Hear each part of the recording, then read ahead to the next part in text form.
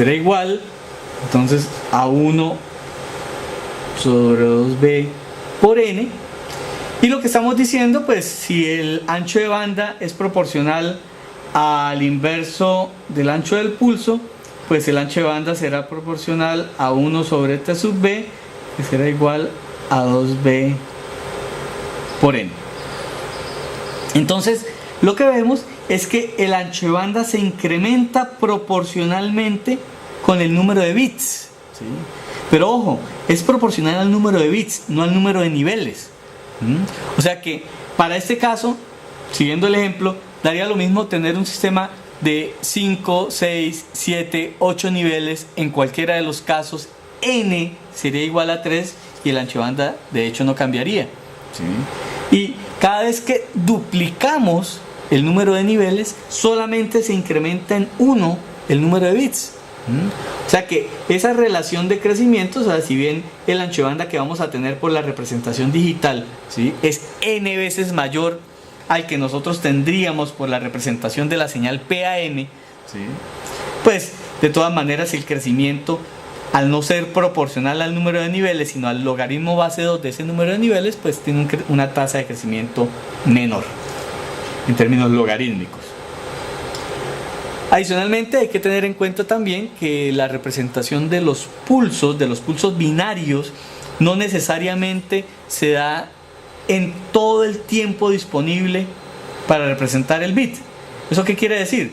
Que eventualmente nosotros podríamos tener una situación en la que estos serían las franjas de tiempo en las que yo puedo representar los diferentes bits, digamos el 0, el 1, el 1, el 0, ¿sí? Y podría ser deseable que los bits no estuviesen, o mejor, que los bits estuviesen separados unos de otros. Eso lo vamos a revisar también más adelante cuando hablemos de códigos de línea.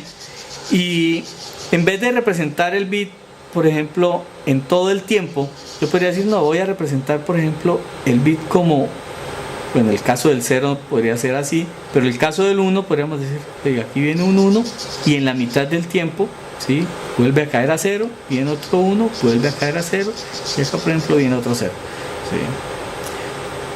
¿sí? Esto, el tener pulsos de menor ancho, pues me va a incrementar proporcionalmente el ancho de banda. O sea que si pensamos en pulsos de la mitad de la duración del tiempo de bit, o sea, esto en realidad es el tiempo de bit, ¿sí?, pues el ancho de banda sería 2 veces esto, o sea, sería 4b por n. Eso en términos generales. Bien, esa sería la representación y el ancho de banda necesario para transmitir esta señal. Pero ahora nos queda la pregunta, bueno, ¿y qué pasa con el error que vimos que se cometía cuando se hacía una aproximación de la señal PAM hacia la señal cuantizada? Entonces vamos a tratar de estimar cuál es el efecto de ese proceso de cuantización en forma de una señal de error que vamos a modelar como un proceso aleatorio o como una variable aleatoria mejor. Entonces imaginemos que delta, ¿sí?, corresponde a lo que vamos a llamar paso de cuantización.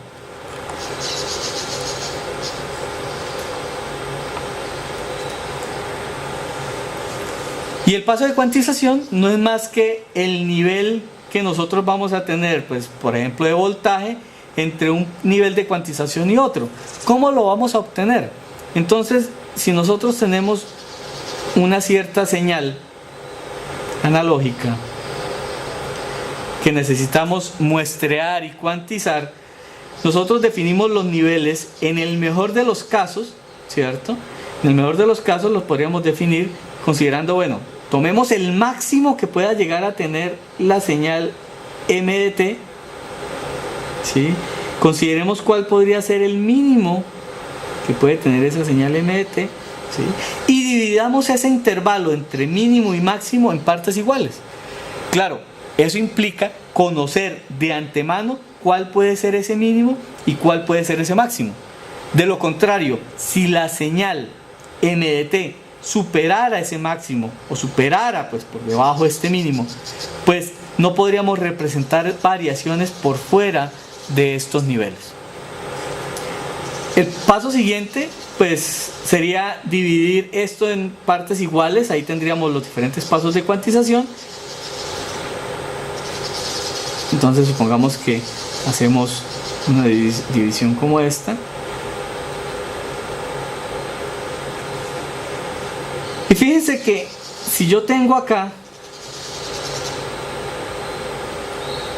m niveles, ¿sí?, m niveles diferentes, nosotros ya podemos encontrar una relación entre el delta, ¿sí?, y los valores de mínimo, máximo y m. Entonces, aquí sería igual nuestro delta.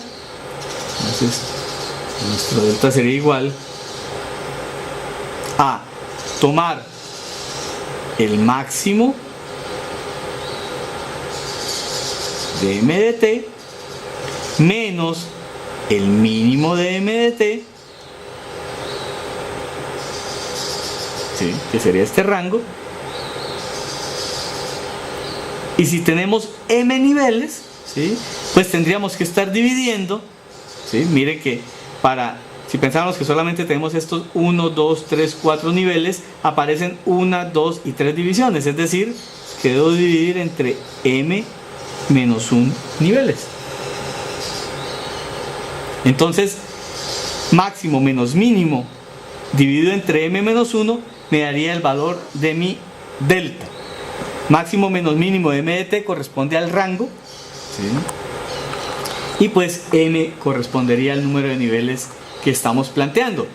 Pero adicionalmente, si nosotros hemos propuesto que el número de bits necesarios para representar cada uno de estos niveles es el logaritmo base 2 de m, podríamos poner acá nuevamente el mayor o igual, pero vamos a asumir que tomamos m como una potencia de 2.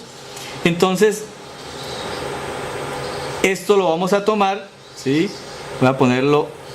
voy a representarlo de esta manera, simplemente para una señal que varía entre menos a y a. Si suponemos que la señal m de t varía entre menos a y a, el máximo menos el mínimo sería 2a, que sería como el voltaje pico a pico de la señal, ¿cierto? Y pues dada esta relación, nosotros podríamos escribir que m es igual a 2 a la n, y nos queda menos 1. Entonces ese sería el valor de delta. Ese sería el valor de delta. Ahora la pregunta que viene es, ¿cuál sería el error que nosotros cometemos cuando hacemos la aproximación por cuantización? Entonces, para eso notemos que para un cierto valor, si tomamos una muestra cualquiera, ¿sí?, y pensamos que este intervalo es delta, y yo estoy haciendo una aproximación al nivel más cercano, pues hombre, si estoy muy cerca de este, ¿sí?, pues me voy a aproximar acá, ¿sí? Si llego justo a la mitad del intervalo entre estos dos niveles, entre este nivel y este nivel, si llego justo a la mitad, pues me da lo mismo aproximarme al nivel de abajo o al nivel de arriba. Y el error que estoy cometiendo ahí sería exactamente delta medios. Y si ya me empiezo a aproximar más al nivel superior, entonces pues el nivel se cuantizaría hacia allá, pero el error que estaría cometiendo sería menor que delta medios. O sea que en últimas, yo puedo pensar que mi señal de error o señal de error de cuantización, que voy a llamar Q de t, donde Q de t no es otra cosa que la señal m de t menos la señal m cuantizada de t, ¿sí? O sea, la diferencia entre la señal antes de cuantizar y la señal después de cuantizar. Esta señal en valor absoluto, ¿sí?, siempre va a ser menor o igual que delta medios, ¿sí? Ahora, si nosotros consideramos que el número de niveles, ¿sí?, es lo suficientemente grande como para pensar que el error que yo cometo para una muestra cualquiera que yo tome, ¿sí?, va a ser completamente aleatorio, arbitrario, o sea que puede tomar cualquier valor entre menos delta medios y delta medios. Entonces yo puedo decir que esta señal, ¿sí?, o por lo menos la amplitud de esa señal considerada como una variable aleatoria, sería una variable aleatoria que tiene una distribución que sería uniforme entre menos delta medios y delta medios. O sea, lo que estamos diciendo es, diga, tomemos una muestra cualquiera. ¿Cuál es el error que tengo? No lo sé, pero sé que está entre menos delta medios y delta medios. O sea, me aproximo hacia arriba, me aproximo hacia abajo, máximo va a ser delta medios en valor absoluto, ¿sí? Pero el valor es completamente aleatorio. O sea, estoy dándole carácter de uniformidad a esa variable.